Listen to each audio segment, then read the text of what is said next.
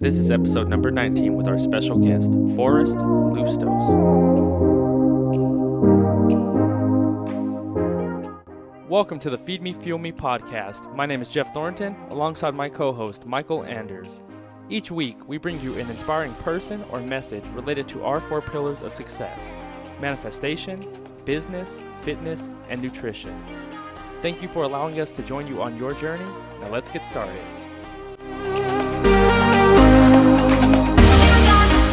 What's up, guys? This is episode 19 of Feed Me, Fuel Me. Mike Anders here with my co-host Jeff Thornton and our special guest Forrest Tlustos. And today we're going to be talking about the school of hard knocks that most of us choose to go through in creating the lives that we lead, and kind of some life hacks that we've learned along the way that can help you ease the pain and kind of lessen the learning curve, should you choose to do so. And a lot of that has to do with removing your ego from the equation, which, the older we get, the less ego we choose to get involved with. But, there's definitely a way to expedite that. So you're not sitting around at, 45, 50 years old, like, oh, if I knew then what I know now. That still happens though, because I'm right there. Yeah. So, real quick though, give us a rundown.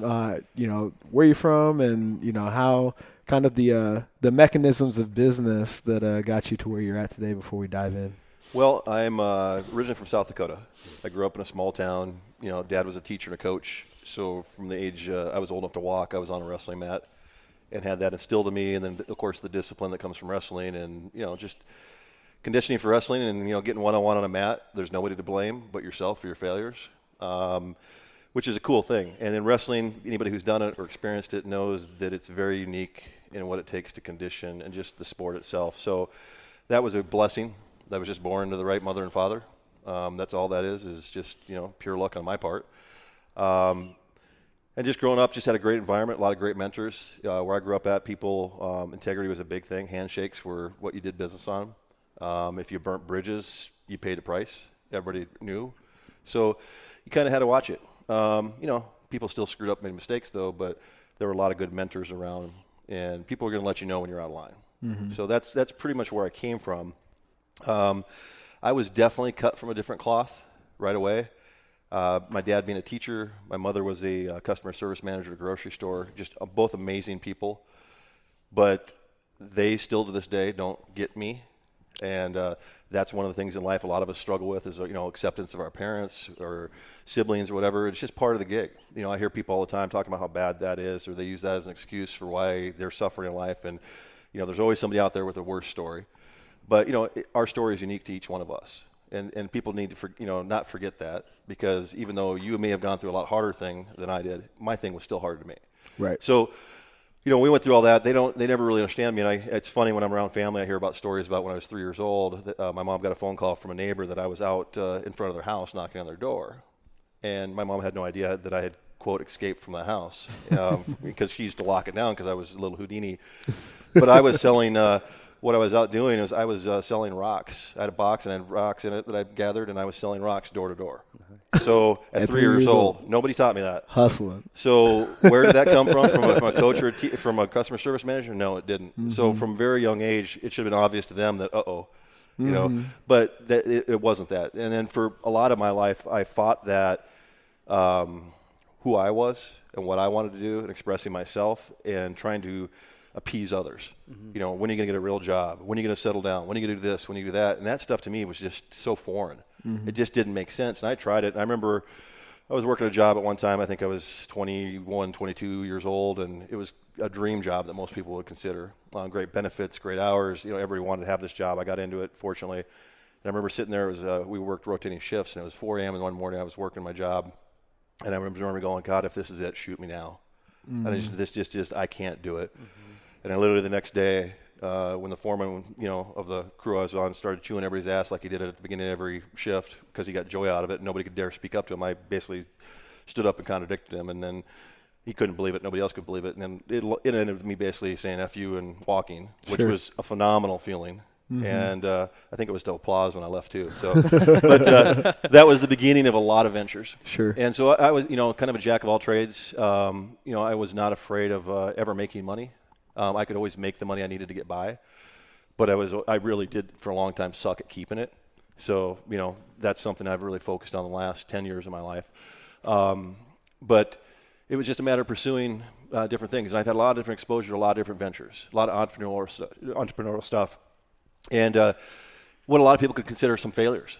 I don't look at them like that at all. Lessons. Absolutely. They're lessons. I look back at times, I go, God, I spent 2 years doing this and it amounted to really nothing. And then I look back and go, oh, wow, why did I just waste another year of my life? But I got to say right now at this point in my life, I can look back at everything that happened, and it happened for a specific reason. And one of the greatest things I got out of that was the moments in my life that sucked the worst, that were the hardest, were absolutely the best moments in my life today because they made me who I am. Yeah. And there's sort of an old saying is like, I may not be happy with yesterday, proud of yesterday, but yesterday made me who I am today, so that makes yesterday okay too.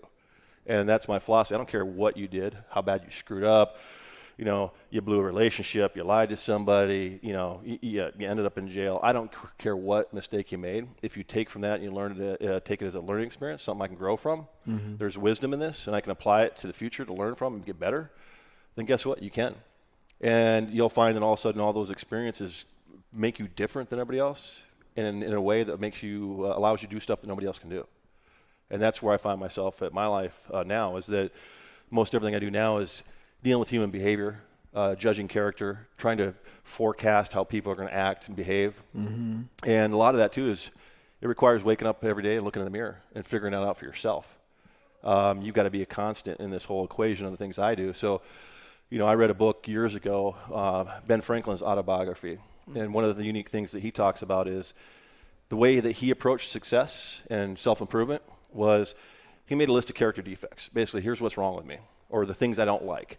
And a lot of people even have a hard time doing that. They can't look in the mirror and go, well, I am a little flaky, or you know what, I'm truly not disciplined, or, that's the first step. You got to get real with yourself. And you don't have to tell anybody else this, because a lot of times if you tell people, I have a challenge with this, and they're going to use that against you, and people fear that.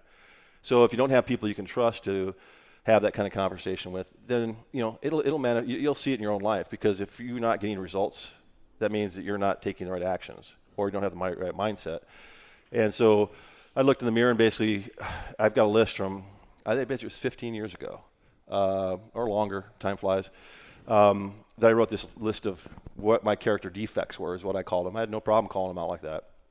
And basically I started tackling them. And Ben Franklin's approach was, instead of trying to take on too much at one shot, you just take one item and you work on it specifically every day for 30 days. And then at the end of 30 days, if you've now made that a part of who you are as a good part, you've overcome that, then you move on to the next. If not, you keep going. And if it takes you 6 months or 6 years, it doesn't matter. You've got to overcome that character defect that you have in order to become who you want to become. And, I have one of the mantras I always say is, I am the man I need to be to achieve the desires of my dreams. And, I say that to myself every day, and I've said that to myself every day for probably the last 12 to 15 years too. Part of that is I've got to be that person. And a lot of it is I say I am. Right. I am this person. And because it's real easy. I'm a critic, self-critical. I used to be my own worst critic, beat myself all the time, never give myself credit for what I did. So in analyzing the character defects, you also got to, pat yourself on the back. Right. Reward yourself for the things you do right. So that's kind of my story. I've got, if you ask me what are my true skills, sales and marketing. I spent a lot of years mentoring with a guy named Joe Polish, who is a big-time guru in the direct marketing world. That's not your image stuff. A lot of the sales letters you can receive in the mail or the full-page magazine ads. When I was with Joe, I got to go all over the country, going to seminars. I got to sit on private consultations that Joe would pay guys $10,000 an hour for to basically pick their brain. And I got to sit on those and gain that wisdom too.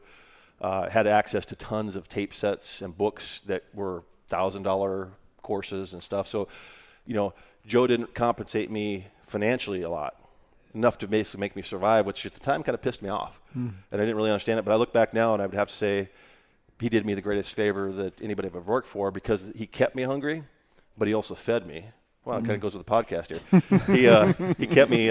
He fed me with all this great resources, information. The art of hiring and firing. Michael Gerber, the E-Myth. Just book. I've sat with, and listened to Michael Gerber. Bill Phillips, who EAS. When they did the whole Corvette promotion and the contest that they had, and they built that thing into a mecca, I was behind the scenes on that. Wow.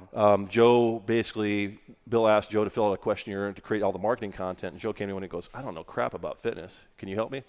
So I said, yeah, absolutely. So I wrote all the answers to all the questions about what are the objections, what makes this group of people work and tick, so forth and so on. It was really cool. And kind of one of those deals, once again, when it was all said and done and the campaign is very successful for Bill, he ended up turning around and gave Joe a brand new $80,000 Jaguar as a thank you. And I was like, what the hell? Wow. But once again, that reward didn't happen there at that moment, but that reward has now manifested itself in my life today. Absolutely. So sales and marketing is my background, negotiations, and really just being observant. Those are my main skills. Right on. That's awesome. You touched on something just a second ago that I kind of want to expound upon, and that's your mantra and how you speak in the present as you overcome these character defects. And you are the man today that you need to be to achieve the things that you want. Is that correct? That's how you say it? I am the man I need to be to achieve the desires of my dreams. There you go. Why is it so important for that mantra to be in the present tense as opposed to I'm working on or speaking in the future? Well, present tense is now. I mean, it's real. It's happened. It's who I am, not who I'm becoming.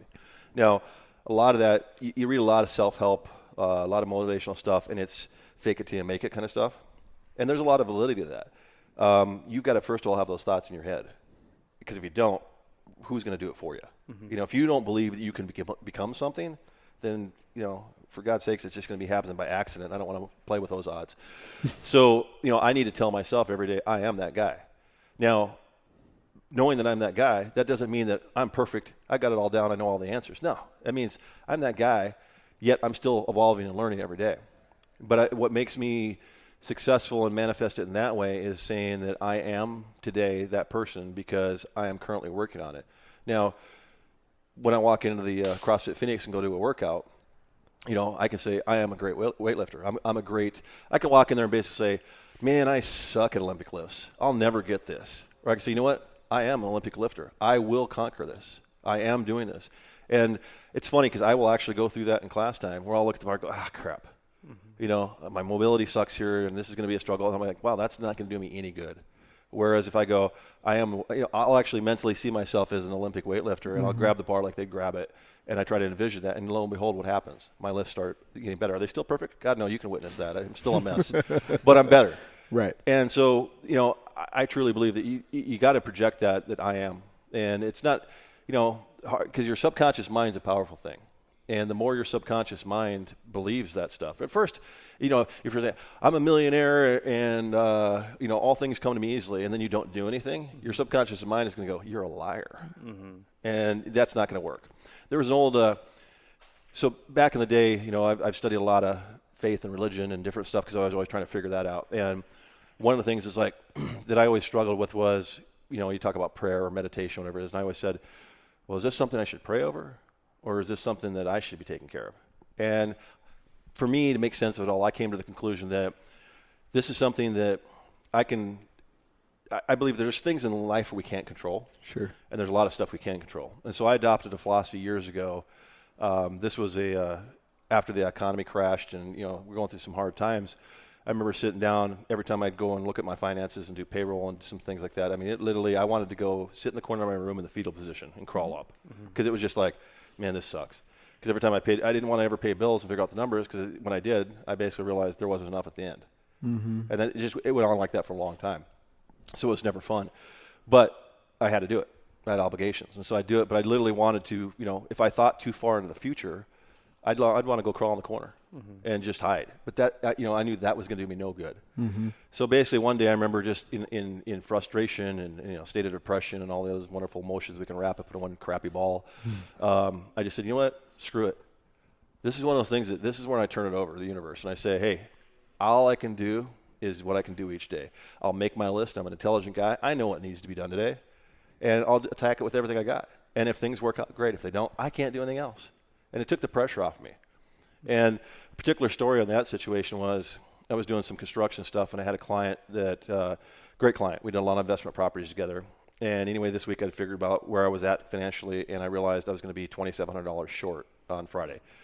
So I hustled and did everything I could, and it was basically, I think it was Thursday afternoon. I was looking at what I'd come in, and bottom line, everything I had brought in, I'd gotten in, but I was still going to be $2,700 short, which meant things like electricity, some basic stuff. I mean, it was tough times. And I remember just, sitting there going, wow, you know what? Screw it. What can I do? I've done everything I could this week, so bring it on. Shut it off. I'll figure it out. Turn off my power. I don't care. I do care. But I mean, like, I'm not going to sit here and freak out and have anxiety and worry about it, let it stress me and create negative emotions, because I've done everything I could. And I looked at the list of stuff I'd done in a week, and I'd kick butt. I mean, I accomplished more in a week than most people do in probably a month. So I did everything I could. As soon as I let that go, I mean, literally within minutes, phone call from this client saying, hey, that house that I put the offer in on the short sale, which usually takes forever, she said, it closed early, fast. Wow. And I was blown away. I'm like, oh, well, that's good news. So I knew that I had a job coming in that I was going to get paid for. But I also knew that I was in a position as, her, my client, I can't say, well, God, I'm broke and destitute and desperate. Can can I get some money from me today? I couldn't do that, because that's not an image you want to have with your clients. Mm-hmm. So I basically said, that's fantastic. And then the next words out of her mouth were, hey, I know you're busy and you got a lot of stuff going on. She goes, I really want to make sure I secure this project. If I cut you a check for $3,000, will that work? Oh, wow, that's crazy. And I just went, hey, I mean, I was sitting there dumbfounded, and I was doing my best not to actually cry, because I was teared up. And it wasn't even about the money. It was just about the fact that I'd let it go, but I had this belief. And then she goes, I'm actually going to be in your neighborhood in half an hour. I'll drop it by. Wow. Are you present enough in that moment to realize that you manifested that? Absolutely. That's what I said. I was sitting there with the tears in my eyes, and it had nothing to do with, oh my God, my electric's not going to shut off. That didn't matter to me. I'd let that go. What was important, what I'd realized was this true belief of just doing what I can every day, and then getting off my butt every single day and doing everything I can to the best of my ability. And some days that sucks. Some days I screw things up. Some days the best of my ability isn't that good, but I'm still doing the best I can. Yeah. That's all I can do. And so at that moment, what I realized is that belief I had, it was real, because the universe was saying, boom, here you go. You got it figured out. And from that day until this day today, I can tell you that it's worked exactly the same. Every time that I look at the situation, I go, it's going to work out. I'm going to put it out there, let it go, and I'm going to just do what I can. I'm going to put my head down and focus and drive. And then the results will produce themselves, and they do. Another mantra I have is the universe provides me abundantly exactly when I need it. And it does. I mean, I truly believe it. Now, it's one thing to say it. It's another thing to believe it. So at first, when you start saying these things to yourself, you may not kind of buy it, but that doesn't matter. Just keep doing it, because pretty soon it kicks in. And I always equate everything back to fitness and sports. Being an athlete, growing up with my father, wrestling in college, I fought in MMA for quite a few years. I've done some pretty good, high-level stuff. I've trained with a lot of, top high-level guys. I mean, you can start dropping names like Dan Severson and some of these people. I know what work these guys put in. I know how hard these guys work. And I had to look at some of these guys and go, like MMA, for example, do I really want to pursue this further? Because I had an opportunity to, get involved in the Vegas UFC thing. And I looked at it and went, man, at that time there was no money. And I said, you know what, even if I did get there, it's your life, your shelf life on top is so limited that it's not worth it. I got to get busy. I got shit to take care of. I got to make some money and grow up a little bit. I was in my 30s at the time, still fighting. And at that time, most guys weren't in their 30s and fighting. So, it was one of those things. But that's really what it comes down to. Yeah, manifestation, it happens. It's real. And it's something that if it's new to you, it takes some time. You got to convince yourself of it first. But I would say it's really easy. If you look at your current system and go, are you getting the results you want? And if you're not, what do you have to lose? Right. I mean, try this. What are some triggers that you do to sort of cement that thought? Because I know a lot of people, like you said, you can say, I want to be a multimillionaire. And, you're trying to – you say it, but you don't actually believe it. Are there, tics or something that you do? Like, for me, I like writing stuff down because to me, it's like I visualize and I see it. Makes it real. Yeah. But what are some things that you use, especially, when it comes to cementing that thought or that idea? Well, thoughts are things. And like writing it down, it makes thoughts real. I got a friend I'm in the current conversation right now. He's going through some struggles. And he's old enough, he shouldn't be going through some of these struggles he is, but he is. And so one of the things he called me up, but I knew where he was at. He's in a financial situation. He's going to ask to borrow money. But I'm not going to come out and offer it. Right. I'm making him suffer, purposely, because that's the best thing I can do for him. And, when we were talking about some things, and it sort of came up, and I said, well, it sounds to me like you need to write a plan. And he goes, what do you mean? I go, obviously the decisions you made over the last year put you here. So you need to look back at those decisions and say, what was defective? I go, identify your character defects. We come back to that. Get real with yourself about, because I asked him, I said, what, as long as you're in survival mode, man, you can't go forward in life. You're too busy just trying to get by day to day. It's like being a bum on the street. Everybody says, why doesn't that guy get a job? That guy's just trying to figure out how to eat today. And when you're in that mentality of just trying to figure out how to pay your electric bill, you're not a creative genius at that moment. You are in a shitty position, and you are not your true, genuine self. So the first thing in life that people go, they're in what I call survival mode. How do I define in survival mode? If you have debt and you don't have 90 days of finances stacked in your bank account that is going to cover all of your expenses for 90 days, then you are in survival mode. And it sucks because, you know what? Most of us are there. And it's hard for people to admit because everybody thinks they're doing good, but we usually spend as much as we make. It doesn't matter how good you're doing. I don't care if you're an attorney, you're a successful entrepreneur. I know a lot of them that are they're still in survival mode. Wow. And so my first thing is you got to get out of survival mode. Make sure that you've got some comfort because when you have that little bit of security, it changes you. Now you can think differently. You make different decisions.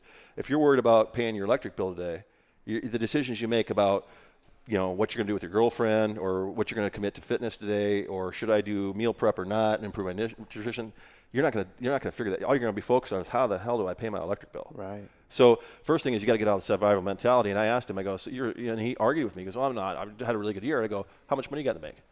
I guess I got $4,000. I go, what are your expenses for the next 3 months? Well, number one, he didn't know that number. Number two, I said, well, okay, let's just give you the benefit of the doubt. Let's say it's $2,500 a month. He goes, yeah, that's probably low. I go, so 25 times 3 is greater than 4,000, right? And he says, well, yeah. And I go, so you are in what? And he goes, yeah. I go, no, I want to hear it. And this is where when I do some coaching with people, I get very specific. I want to hear these words. And I'm not doing to be critical or I'm not doing to put them down. I'm doing to lift them up. Right. And, finally he says, yeah, I'm in survival mode. Okay, good. Now we can get someplace. I go, so what are the character defects? What's the behavior that you had over the last year that just caused you to be here? So we started talking about that. And I asked, he goes, well, this and that, blah, blah, blah. And I said, well, how about the flight to do this? And how about that? And he goes, well, and he justifies everything. And I said, really? I said, so a guy who is calling his buddy because he needs to borrow money, you can justify spending money on BS trips to fly places. I go, for a guy who's going to loan you the money, I look at it as an investment. That's not a real sound proposal. And he's, and it starts to sink and he starts to get it. And all of a sudden he was like, yeah, I made a lot of crappy decisions this year. Mm-hmm. Great. Congratulations. I'm clapping my hands, by the way. So congratulations. I said, now we can move forward. I said, now you need to make a written plan. So identify what the things you did that got you here, and now start going, what do I have to do to become not that person? And that's going to be the I am kind of guy. Right. I am the kind of guy that wakes up every morning at 6 a.m. and I address my most important priority task each day. I call them I am statements. It's like you look at your thing as like, well, I don't stick to my schedule very well. Okay, so maybe that's your character defect. So now your goal for the next 30, 60, 90 days, 9 years, whatever it takes, is to get that routine and stick to that structure. And then once you get that, you're going to find out, wow, stuff's happening. Good things are happening. Things are starting to, like, wow, magic. I'm having good luck these days. Mm-hmm. Has nothing to do with luck. So that's kind of the whole thing with identifying character defects, putting them into play, and then living in the present. And, it's funny you asked me that question. I look down at my arm, and I have a tattoo on my arm that says, master the superficial, be exceptional. And this came specifically because I had coined this phrase a long time ago. And what it means is basically, I don't know, it was somewhere around 8-10 years ago. I was hanging out with my friends. We'd go out to the bars, spend $50, $100 a night, whatever you spend. And, that was life. And I remember one day waking up going, this is getting me nowhere. I have all these dreams. I'm going to be a millionaire. I'm going to do this. I'm going to do that. Those are just thoughts. Mm-hmm. And I looked in the mirror that day and I go, you're full of shit. A guy who does this, who's going to be that person, who is that person creating that, doesn't do this on a nightly basis. Mm-hmm. And I've got to drastically change my life. Literally that morning when I woke up and I came to that realization, I went down and I said, I've got to do something different. I've got to change my whole social environment. I've got to change out who I hang out with. And it was drastic. I went and volunteered at an animal shelter.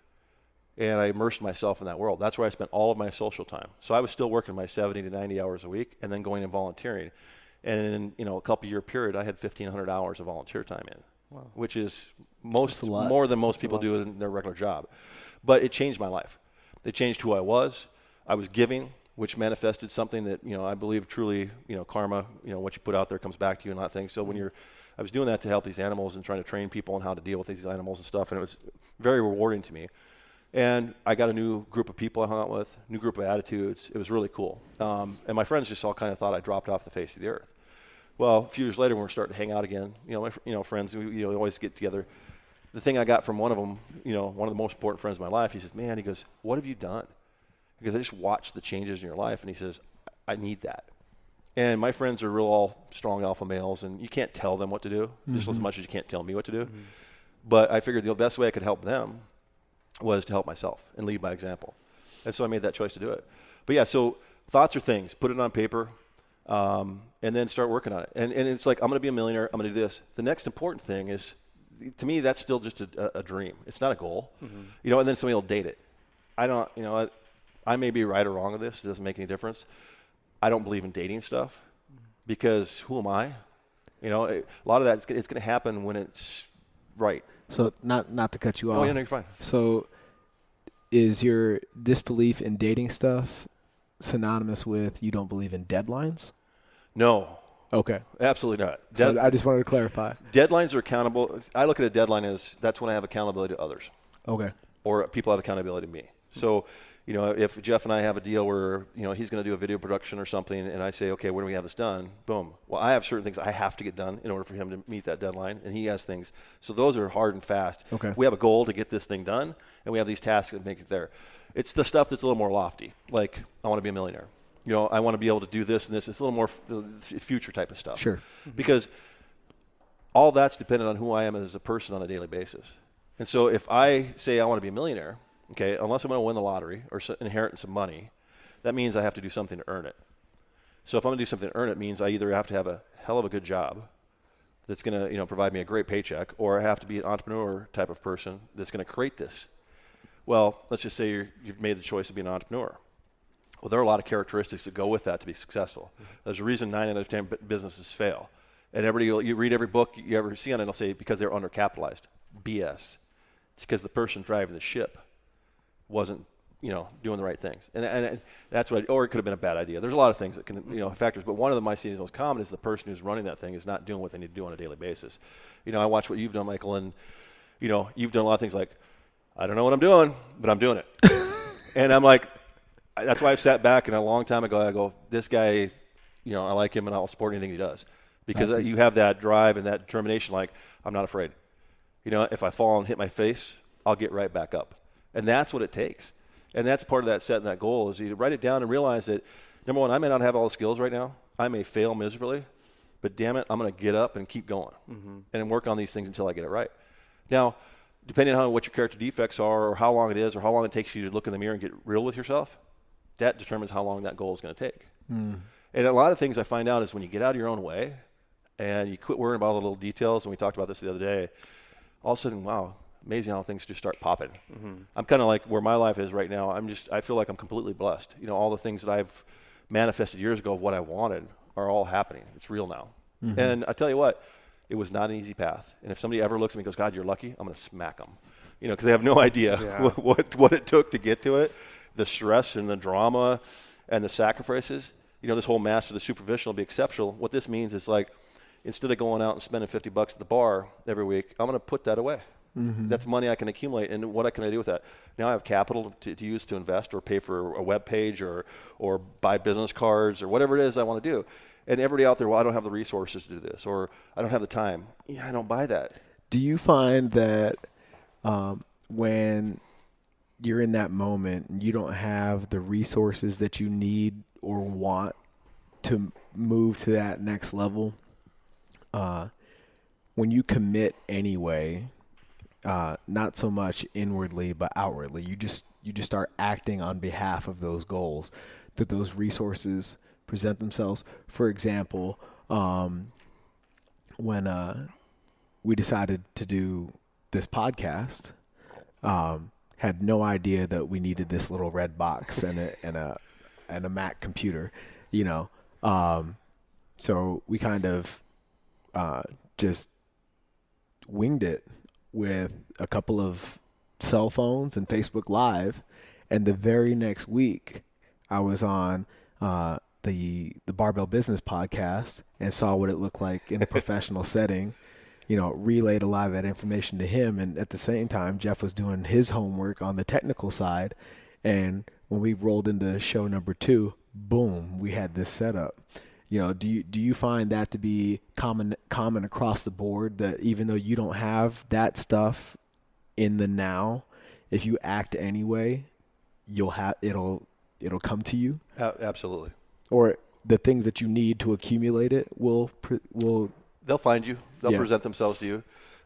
You create your own luck is kind of the deal. And, you know, there's this, I have you call them laws. Okay, you read Napoleon Hill, Think and Grow Rich, right? It's based off an actual book called The Law of Success, which a lot of people don't know. I hear everybody talk about Think and Grow Rich. But The Law of Success was his original book, and it's a thick sucker. It's like reading a dictionary, and it's a tough read. And the reason why that book didn't really get out there and circulate much is because of that reason. It was a thick book, and it was a tough read. And he talked a lot about concepts that were pretty controversial back then. This is in the 30s. Sure. And, you know, like different things like sexual transmutation of energy. And we can talk about that later on. You know, like if you don't have the right spouse, you should get a divorce. Which back then, you didn't get a divorce for any other, you know, for any reason. I mean, so he had a lot of really amazing philosophies that were probably hard to digest by the public. But The Law of Success, so there's certain laws that he talks about in this book, and if you haven't read that book, I'd say read it. I got to, you know, divulge something about that though. I found that book 18 years ago, and I just finished reading it last year. Wow. It took me 17 years to read it. So that kind of tells you what this process can take. So as I'd read the book, you know, oh yeah, I'm jazzed up and ready to go. And it wasn't just the book, just life. You know, I looked at my life as a roller coaster. So I would go, usually when shit was bad, man, this sucks. What am I doing? I got to get my act together. And I make some choices and changes, and I go gung-ho, and I do all the right things, and all of a sudden things start getting better. And then guess what? I stopped doing those things I was just doing within a few months ago, and then all of a sudden it goes back down again. And it's like this roller coaster ride. And the cool thing is I'd been journaling, keeping a journal for a lot of years. And I remember one night I broke that journal out and I started reading it. And it became real obvious of this roller coaster ride. And it became real obvious of what it was that I'd been doing. And thank God I'd written this journal, because otherwise I wouldn't have seen it. But basically what it showed me is that when I was down and out, things were tough. Come on, dig in. I've always been a fighter. You know, you're not going to keep me down. So I'd fight. Boom, I'd be up and do everything every day. I'd get all my stuff done for the day, and I'd just keep pounding away and, you know, sacrifice the superficial crap, and boom. And then all of a sudden, okay, got some paychecks. I was ahead of the curve. Yeah, okay, you know, I'm going to go out and party with the boys this weekend. And then what happens? Then Monday you're like, you know, I'm not really feeling it. I'll get through the day. And then, you know, you have a few weeks of that, and then what happens? You're on the bottom end of that deal again. So the law of success really comes down to, you know, like gravity. If you drop something, it's going to fall. Okay, that's a law. You know, it's not up for debate. I mean, it's a law. So he has a lot of things he calls laws. And, you know, I truly believe that one of the laws is that these things will come to you if you are heading in that direction. I believe that whether you call it, you know, it doesn't matter what label you have for religion or spirituality or none at all. That doesn't matter. But I think it's kind of undeniable that everything that surrounds us is made of energy. You know, everything is moving. The ground is, it's particles. It's, you know, the scientists have basically proven this. So thoughts are energy. You know, old thoughts are still out there. And Napoleon Hill talks about all this still exists out there in what he called the ether. And if you tap into this, you've got the resource of all of that knowledge available to you. And the universe will bring it to you. But you've got to tap into it. And you've got to believe that it's there, first of all. So exactly what you're talking about. I mean, I've got a client right now. I just represented him in a sale of a company, and you know, a lot of really cool stuff with this. But one of the things that I was there the day that he came up with the initial idea. He called me up one day and said, I just ordered this thing through the direct mail. This is going to kill it. I know this is the big thing. And he and I had been, we're always looking for the next thing. And met him over at the Blue Moose in Scottsdale. Still remember it vividly.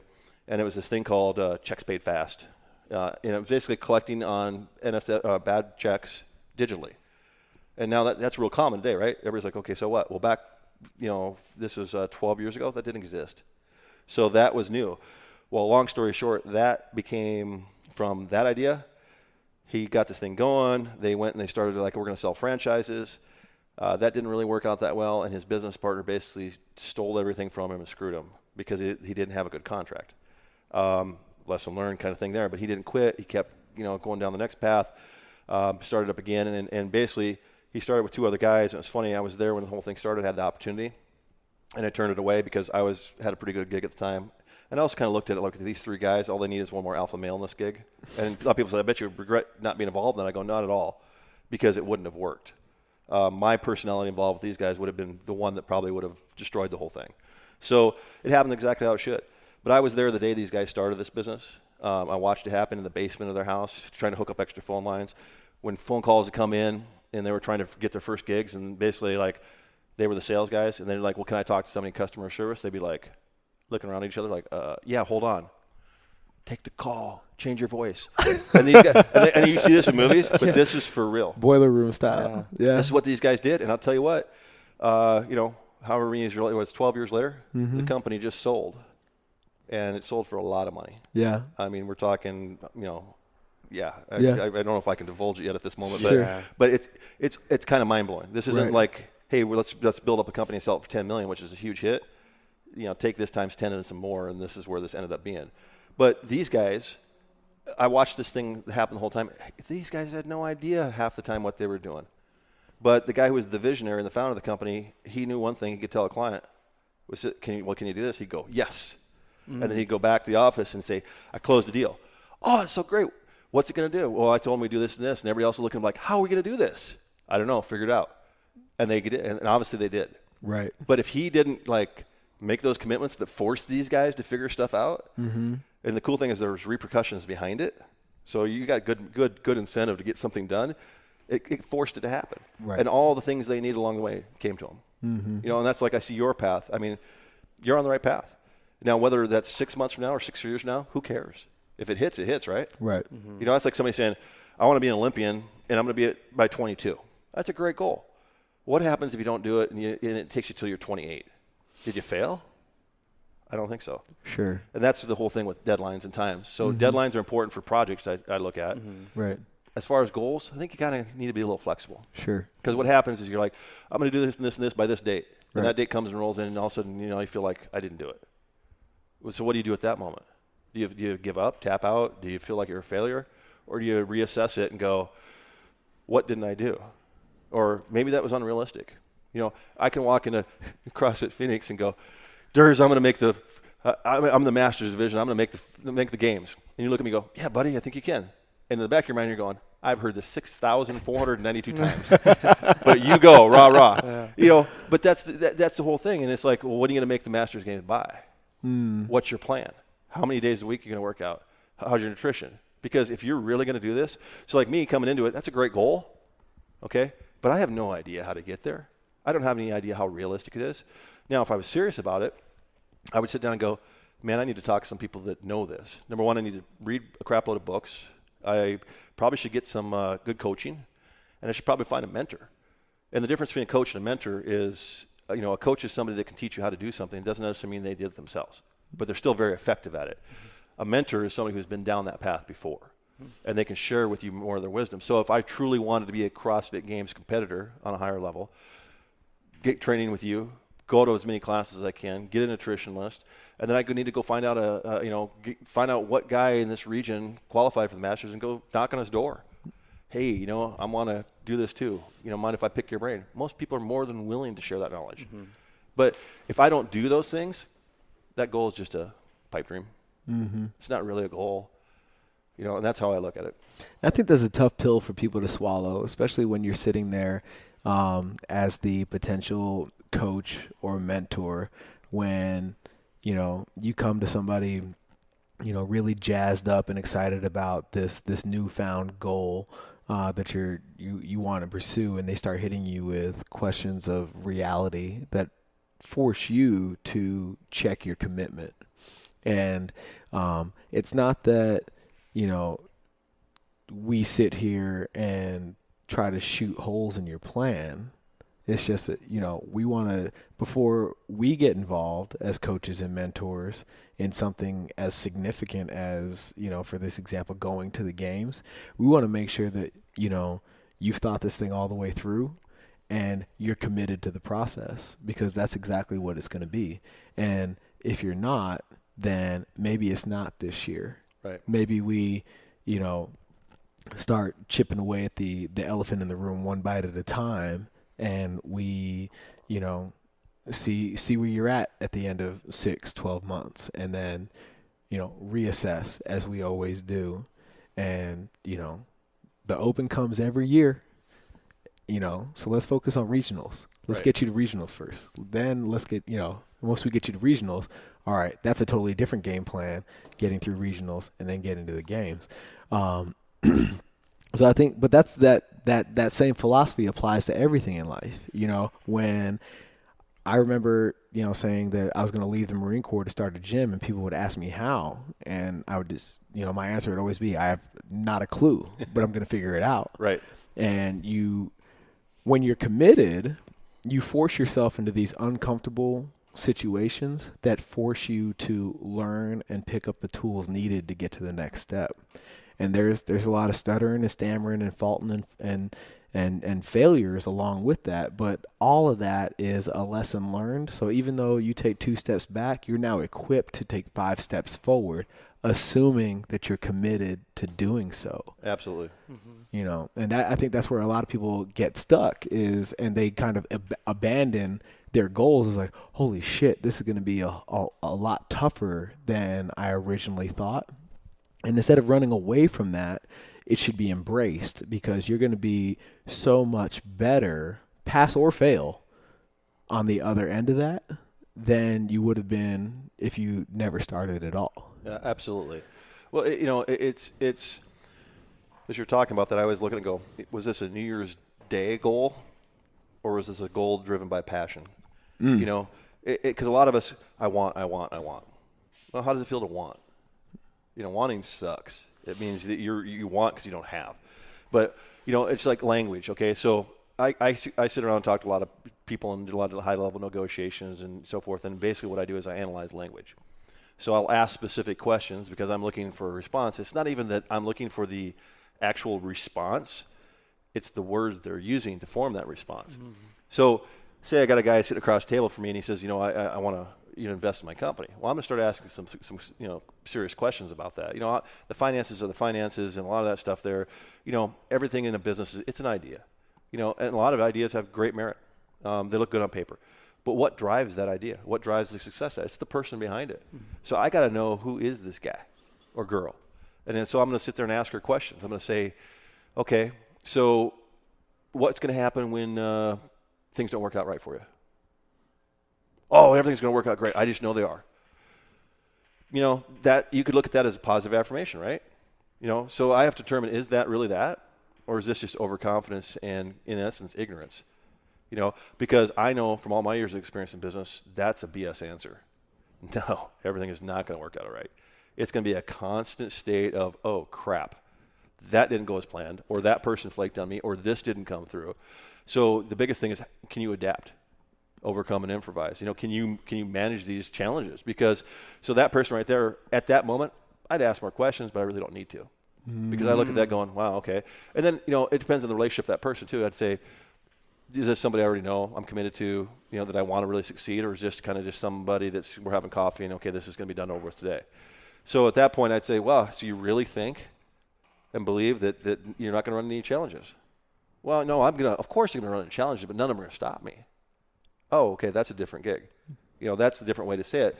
And then you can also look at it too and go, when you're having conversations with people, listen to yourself. Yeah. And that's the funny thing about life, is that it's very seldom does anybody go look in the mirror and do a self-evaluation. Where am I screwed up at? Because what does that mean? Well, that means, oh my God, I'm not perfect. That means, oh my God, I have some things wrong with me. So what? For God's sakes, any other asset or facet in life, you look at that. Like if I go to DERS, I go, hey, observing me in my training, what's good and what's bad. I know dang well, ask that question, there's going to be a list on both sides. Mm-hmm. And if all of a sudden, well, Forrest, this, and then, you get sloppy at the end of your workouts, and I notice that, you're too focused on the strength part and not enough on the technique, I should look at that and go, thank you so much. What can I do now to overcome that? That was a great observation from a guy who knows what he's doing and cares enough about me to give me the truth. So therefore, take that as a valuable piece of information and use that as a tool to learn from and grow from. Where most people go, yeah, screw it. He doesn't know what he's talking about. All of a sudden, you're the guy with all this experience in the box and all the other stuff, and all of a sudden you're the one they don't, Mm-hmm. But that's so common that people just will reject that. Constructive criticism, it's meant to uplift and help you grow. It all depends on the source it's coming from. A lot of times we ask the wrong people, these questions. So, you've got to, language is so important. Talking to that friend of mine, about his current status, so what's going on? Well, things just suck right now. Okay. Why do they suck? Well, this and this, and it's just frustrating, and, everything's just hard. And, after about 30 seconds of his questioning and hearing these answers, I'm already getting depressed. Right. And I go, bro, why are you speaking with weakness? Ooh. And he goes, what do you mean? I go, every bit of language you're using right now is weak. And he just went, I don't know. I don't really believe that. I go, yeah. Frustrating, slow, hard. I go, these are all words of weakness. Mm-hmm. I said, what if you looked at it and said, I've gone through some really tough times, but I know that I can overcome these. And he's like, well, yeah, that's what I was saying. I go, that's not what you were saying. Right. And so we went around. Literally, this phone call was an hour-and-a-half phone call. Mm-hmm. To the end of the phone call where he finally went, I made a joke. I just said, I'm going to refer to you from here on out as Turtle. And he's like, what? I go, yeah, Turtle, because you want to do things slow. You enjoy the pain. I don't enjoy that. You must enjoy this pain and being miserable and being depressed because you're not doing anything to change it. And by the end of the conversation, and he called me for a reason because he knew he was going to get his butt chewed, in a loving way. Sure. But and then that's why we're having another phone call tonight. Mm-hmm. But I told him before this phone call happens, he had to get a book, he had to read it, and so forth and so on. So I said, did you get the book? The text, and he's like, yeah, I got it. I said, have you read it? Well, I've read one chapter. I go, how many days ago did you buy the book? Well, I got it 4 days ago. I go, one chapter in 4 days, huh? And I said, and work's not busy right now. That's part of your problem. So why don't you have time to read this book? Well, I go, is that an excuse or is that real? And he's like, so I had to call him on it. And he goes, it's an excuse. I go, great. So once you get to chapter 5, let me know, and then we can have another conversation. Otherwise, I'm not going to waste my time talking to you. And I said, I love you and I care about you. I want to see the best for you. I go, but I'm also doing this. It is hard love. You're wasting my time calling me up and whining and complaining about how bad your life is, but you're not willing to take action to improve it. I told you that this will help you improve your life. You agreed. You made the commitment to get the book. Now get on it. It'll start changing your mindset because you're going to feed your mind with good food. And that can bring us to another whole topic about, we all want to put, we're conscious, and especially in the fitness world, of the nutrition we put in our body, and we know the ill effects if we put crap in. We know that we need to work out, and if we work out poorly or if we skip workouts, how that's going to affect us. Mm-hmm. But a lot of us don't deal with the mental fitness part of this. Right. And I think mental fitness is probably more important than anything else. Sure. Because if you're not mentally fit, nothing else is going to really, work for you. Look at, building a house. It's a foundation. Physically fit, mentally fit. Those are the most important stones to lay.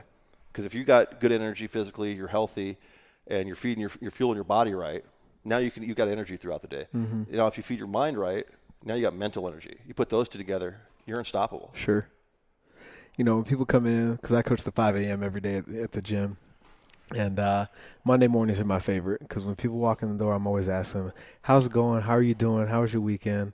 And a lot of the time I get the answer. I was like, well, it's Monday. I'm like, I hate that. I'm like, sure is. And, inevitably, at least once or twice a month, somebody asks me, how do you come in here every morning and you're just so chipper? I'm like, you got to get out of bed and you got to make a choice. It is 100% within your control at 4:59 a.m. what kind of day you're going to make it. Absolutely. Right. And you have to make a decision. Now, for me, it's really simple because I'm accountable to you guys to fill you with the right kind of energy and create the vibe so that you have a good workout and stimulate that environment. But once you leave here, Monday, Tuesday, Wednesday, who gives a shit? Yeah. You choose. Yep. You make a choice as to what kind of day you're going to have. Life happens and all that kind of good stuff, but ultimately, how and when you decide to get over that hump, whether it's 4:30 in the morning or noon or 3 p.m., you have to make a decision. Yep. It's true, and I agree. And it's interesting you mentioned that there's like the Monday, like, oh, I have a case of the Mondays or something like that. When I started relying heavily on manifestation and thoughts and using positive words, I look at a lot of people when they're saying they throw away their week because they come in Monday. It's Monday. It's hump day. Okay, so you're getting over the hump. So you've already given 2 days of your week away because it's this day of the week. Then it's, thank God it's Friday, right? So 3 days of your week are gone just to get to just the weekend. So you've wasted all of your time throughout this entire week to make positive moves towards where you want to be in your successful life, right? Mm-hmm. I switched that around to where if somebody says that, automatically I know, like, this person isn't for me, Right. And I don't even look at days of the week anymore, like it's like Mondays, Tuesday, Wednesday. I say, okay, Sunday's the first day of the week for me. Saturday's the seventh day. And that's it. Like, okay, let's start the day off. Day 1 today, Sunday. Day 2, day 3. So we don't use those words just to sound like, oh, it's right. we have a case of the Mondays today, guys, Sure. because it messes you up. Yeah. It tears you apart if you have that mindset. Mm-hmm. Well, I think something too, we can dig into this. It's a lot of that has to do with society. It's true. How we were raised. It's the industry that we live in, and it's this country. And it's any country. I'm not just talking about America. I'm talking about any place. But if you look back and you do any type of study and research on political propaganda, why is the school system the way it is? A guy named Alvin Toffler wrote a book called The Third Wave, and he's written some other books too. But basically, he talked about, we started out, we were a pioneer frontiers, type thing, was agriculture, right? And then we went into the industrial age, and now we're in this information age, rapidly approaching something else, which I don't really know what it is for sure. But he talks about, in each era, the government, basically they want you to be a certain way. So industrial revolution, school was what? Started at a certain time, ended at a certain time. You're punching the clock. Assembly line. They're teaching you, the school system was teaching you how to be a good assembly line worker because that's what the majority of people in America did. Mm-hmm. Well, that's why the educational system is failing. It's still a punch the clock mentality. It's outdated. It is. It's outdated. It's archaic. And so, that has got to be changed. The problem is, I don't have the answer how to change it. So I'm not criticizing the system, but because I'm not willing to put the time and effort into it. So I'm not going to criticize it. Right. That's one of my philosophies in life. Mm-hmm. You're not going to hear me bitching about much if I'm not willing to do something about it. Right. I got enough to take care of every day when I look in the mirror. Yeah. Sure. So, that there's a lot of problems with, religion, family values. That forms who we are. I mean, obviously the three of us, somewhere along the line, either somebody planted some good seeds in us, or we just were fortunate that our genetics code got screwed up somehow, that we got this entrepreneur mindset. But there's a couple swift kicks in the ass along the way. A couple. I'll be honest. That's exactly it. And so the thing is that it's important to assess, to go back to what are my characteristics, what are my traits. If I want this, so. We've talked about this the other day. I'm a big studier of NLP, neuro-linguistic programming. Mm-hmm. And for those who don't know what it is, neuro is the brain, linguistic is language, and programming is like a computer program. So neuro-linguistic programming is the language of the brain. And then when I talk about asking questions and then hearing responses, that's what I'm doing is I'm looking for your program. We call it a meta program. And a meta program is basically how your mind's been programmed to view a certain thing. So if I start talking to Jeff about something like, I'll go into a specific line of questioning and asking you about setting goals, this and that. And pretty soon I can find out what your meta programs are. I can find out, basically it's your belief system of how this particular situation is. Right. And then I can say, okay, so Jeff believes this, but he wants to be this guy. There's a massive disconnect. Because if I've done any research at all of these mentors in your field, I'll say, this is how these guys think. This is what these guys do every day for structure and how they live their life. So you wake up at 10 o'clock in the morning, you go out and drink every night, I hear a lot of weak words from you, but you want to be this guy. Well, this guy, he's up at 4 a.m. every morning. He fuels he pays for a nutritionalist because even though he like in the beginning couldn't afford it, he knew how important it was. So he made the sacrifice of the superficial crap to be exceptional, and this will make him exceptional. These are where these choices are coming in. And then boom, boom, boom. You see how so right there, we call that a model. It's a mentoring model. So I don't actually have to go sit with this mentor, but I can go, okay, Dan Bailey, Rich Froning, I can start looking at these guys and like, I don't know if anybody's really done this in the CrossFit world yet, but have they created a model of what these guys are? And what'll happen, you take 10 people. So you take the top 10 female CrossFit athletes and you go and you do the interviewing and you do through this process. And then here's all their characteristics, here's their structure, here's their habits, here's their philosophies, here's their beliefs. And you basically create this chart. And then you do it for all 10. And then what you do is you start going and you start circling similar and crossing out differences. And pretty soon you're going to see consistently amongst these 10 people, there may be 15 things that they all do all the time in the same way. If I want to be a competitive CrossFit athlete, wouldn't it make sense then I start doing these 15 things all the time? And once I have those down as part of who I am on a daily basis, then I can go to the next level. Okay, these are all the things that were, different that they did. And I can start picking it and go, okay, so wait, 10 athletes, 7 of them, not all 10, but 7 of them do this. Well, that's a pretty good indication this should be my next level. And I can identify the next 5 things I need to adopt as who I am. So that's how that modeling process goes in NLP. So the first thing, like if I'm doing an NLP coaching, what I'm going to do is I'm going to ask somebody questions. You get all your information from asking questions. So you ask questions, you find out what their programming is. What's the model? Where do you want to get to? What's the disconnect? Now let's start erasing the bad tapes and reprogramming them with good information. And if you look at it, people are like, okay, well, that's a bunch of magic hocus pocus crap. You're getting a little bit, crazy on me. No, it's like a computer. If the input's bad, you're going to get bad data out, right? It's no different with the human brain. It's the most advanced supercomputer that exists by far. Right, 100%. And we are not even tapping it. I mean, if everybody talks about you only use this, we use all of the brain all the time because all the neurons fire and do all this stuff, but we don't really use the ability of our brain very much at all.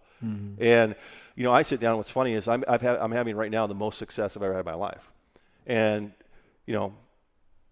right today there should be a very fat wire transfer hitting my account, which of all accounts I should be taking a vacation tomorrow. No way. Right now, what's in me? Now it's time to dig in. I have overcome that financial model in my life. Now I'm completely free to be creative and do what I want because I want to do it, not because I'm limited. So I look at my life right now. I'm at this point where I can finally do the things I really want to do. I'm 49 years old. Okay, it took me a while. I've been going through this trial and error stuff. So if somebody's listening to this and they're 25 years old, like, oh my God, I don't want to put in the next 24 years to do that. I don't blame you. Right. I wouldn't want to do it this way either. But I'm telling you, there's tools out there that if you really want to make these things happen in your life, there's a lot of resources out there. It all comes, first of all, with coaching and mentoring and making an investment in yourself. When I was telling you about those financial hard times and, worrying about paying the electric bill, the bulk of what I do is in the real estate world. And I paid $5,000 to a guy for coaching at a time that I couldn't afford to pay anybody even $500. And I tell you what, writing that check, it was painful, and I thought I was making the stupidest mistake in the world. I thought, man, if anybody found out about this, how irresponsible are you? Man, this is stupid. I mean, and I didn't even tell anybody because I was like, I will get negative feedback. But I just knew in my heart that I had to. And I'll tell you what, it changed my life. That coaching was great. Now, did he change the world for me? No, because, I dug into it for the first month, and then guess what? I started losing attention. I started not making my coaching calls. You talk about self-destructive behavior. Sure. And poor habits.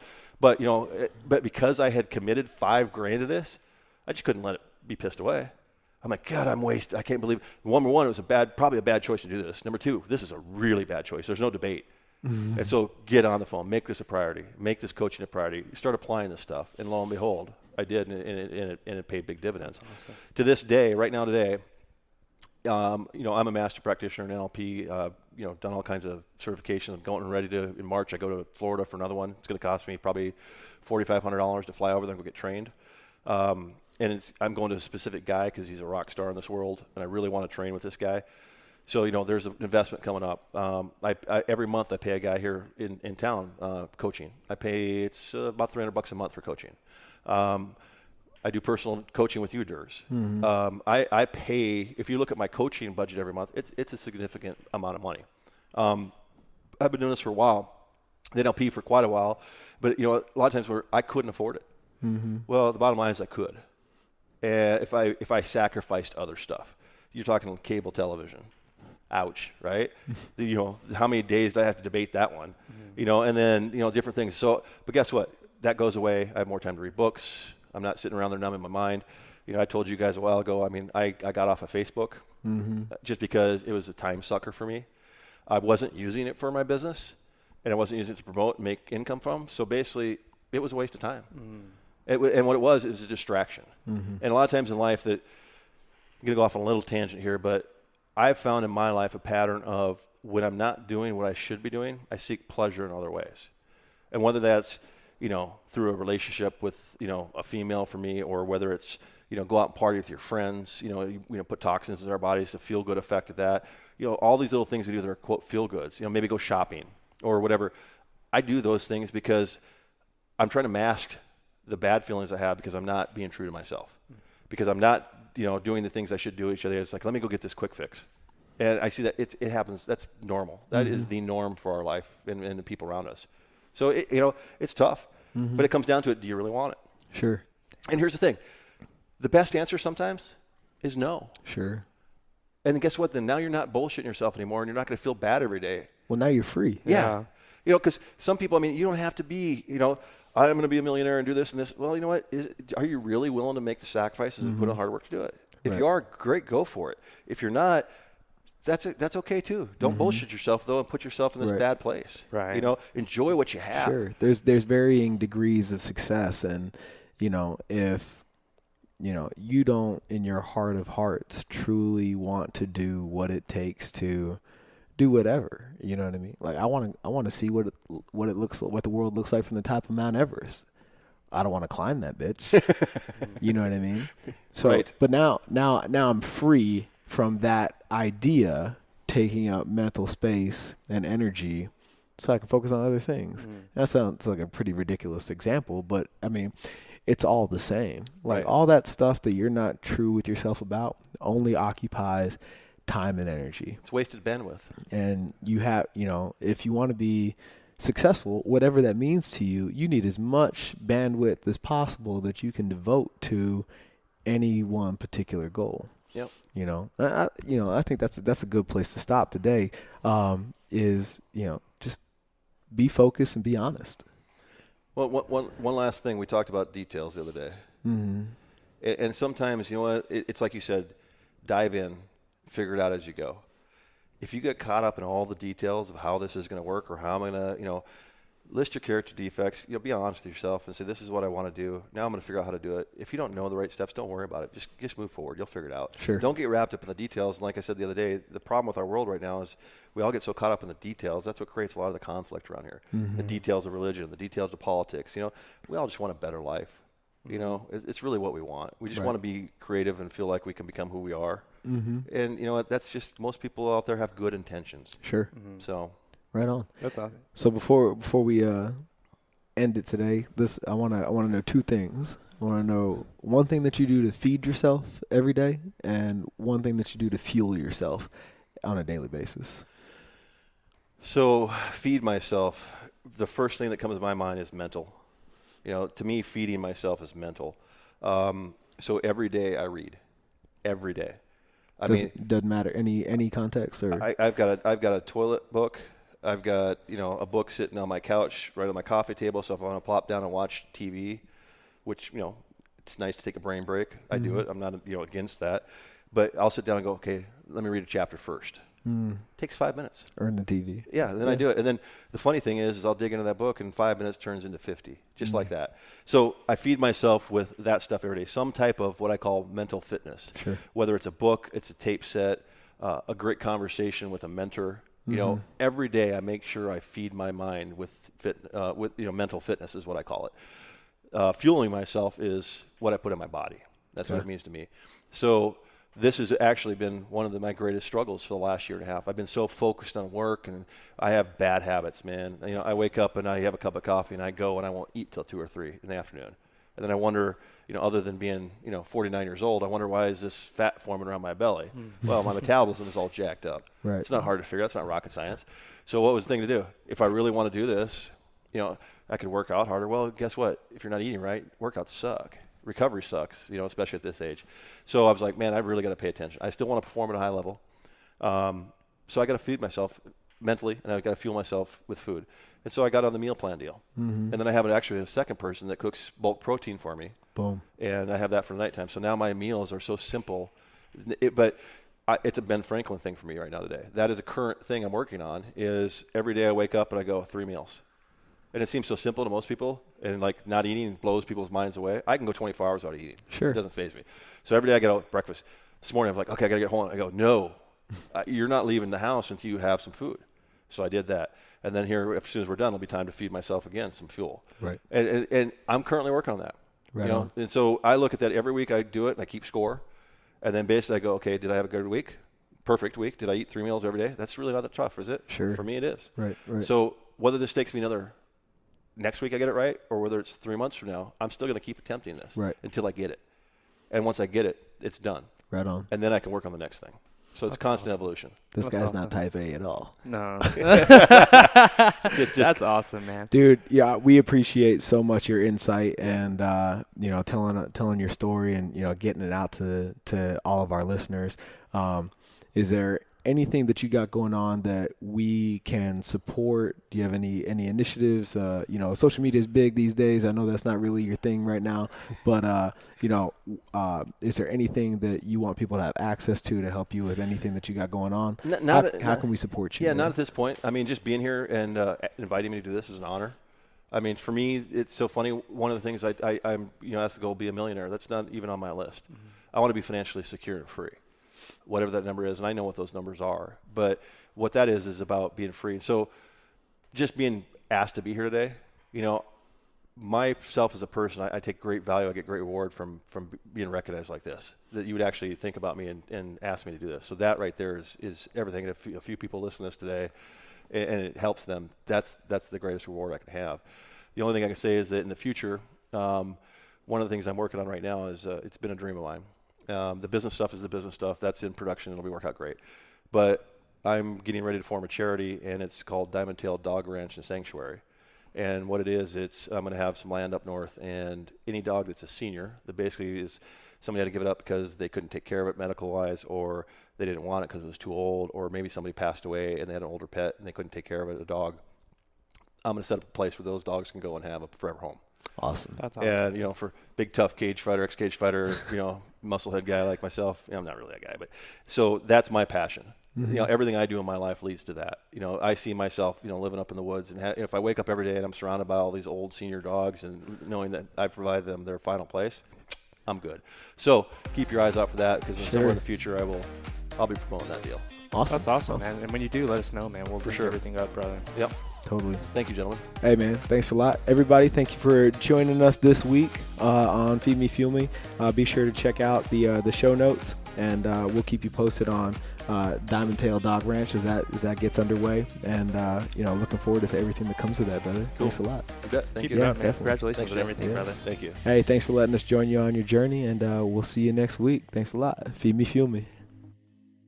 And there you have it, crew. We really hope you enjoyed this episode with our special guest, Forrest Tlustos. If you want to connect with Forrest and us, please go to our website, feedmefuelme.com, to see the full show notes. Also, be sure to connect with us on social media, including Facebook, Snapchat, Instagram, and Twitter at feedmefuelme. We would love to hear from each and every one of you. If you found this episode inspiring in any way, please rate, comment, share, and subscribe so we can continue on this journey together. Also, be sure to share it with your friends and family on social media, including Facebook, Snapchat, Instagram, and Twitter, or any other social platforms that you use. We really appreciate you spending your time with us today and allowing us to join you on your journey. We love to hear your feedback on this episode, as well as guests and topics for future episodes. We would like to leave you with a quote today by none other than Forrest Tlustos. Master the superficial and be exceptional. Thank you again, and we will catch you on the next episode.